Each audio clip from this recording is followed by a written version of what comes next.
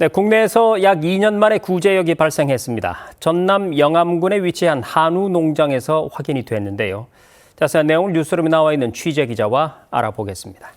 자, 최다희 기자, 지금까지 상황 어떻습니까? 네, 전남 영암군 소재 한우 농장에서 구제역 발생이 확인됐습니다. 해당 농장에는 한우 190여 마리를 키우고 있는데요. 지난 13일 농장주가 가축 방역기관에 신고를 했고 농림축산검역본부 정밀검사 결과 14일 오전 최종 양성으로 확인됐습니다. 농장주는 한우에서 수포 발생과 침 흘림 등 의심 증상이 있었다고 합니다. 이번 확진은 구제역 청정지역인 전남에서 발생한 거라 더 충격이 큰데요. 전남은 1934년 국내 첫 구제역 발생 이후 단 한 차례도 발생하지 않았기 때문입니다. 전국적으로 봤을 때도 2023년 5월 이후 약 1년 10개월 만에 발생이기 때문에 철저한 방역 대책이 필요합니다. 자, 조금 전에 사육 중인 한우가 침을 흘리는 의심 증상이 있었다. 이런 얘기가 있었는데 구제역의 증상에는 또 어떤 것들이 있을까요? 네, 우선 구제역이 무엇인지를 먼저 짚어봐야 할 것 같습니다.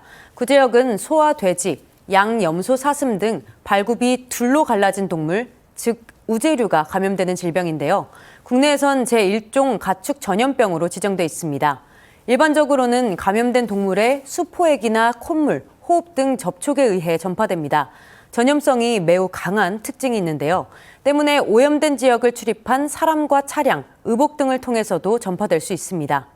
구제역의 잠복 기간은 일반적으로 2일에서 14일 정도입니다. 우선 소가 구제역에 감염되면 발병 후 24시간 이내에 침을 심하게 흘리게 됩니다. 또 혀와 잇몸에 물집이 생긴 걸 관찰할 수 있는데요. 일주 이상 거의 먹지 못하고 우유 생산량이 급격하게 감소하는 증상도 나타납니다.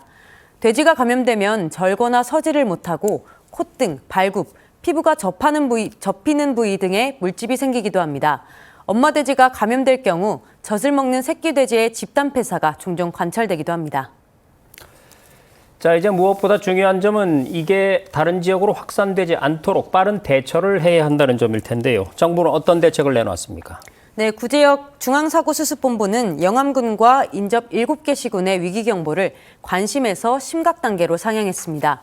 7개 시군에는 나주와 무안, 목포 등이 속합니다. 또 추가 확산 방지를 위해 해당 농장에 초동 대응팀을 파견했는데요. 농장 출입을 통제하고 역학조사를 진행 중입니다. 이 농장에서 사육 중인 소 190여 마리는 긴급 행동 지침에 따라 살처분할 계획입니다.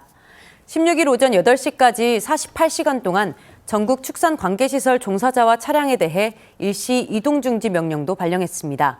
한편 정부는 다음 달 예정이던 구제역 백신 접종을 이달 31일까지 끝마칠 것을 당부했는데요.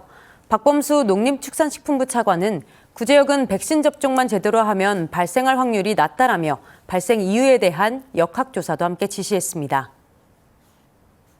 백신을 제대로 하면은 아주 낮은 확률인데 이게 왜 발생했는지, 백신은 제대로 한 건지, 접종되지가 않아서 항체가 형성이 안 된 거라면 그 과정에서 어디에 문제가 있었는지 이런 것들 좀 꼼꼼하게 파악을 해서. 네, 지금까지 구제역 발생 현황과 정부의 대책 추진 상황을 살펴봤습니다. 최다희 기자 수고 많았습니다.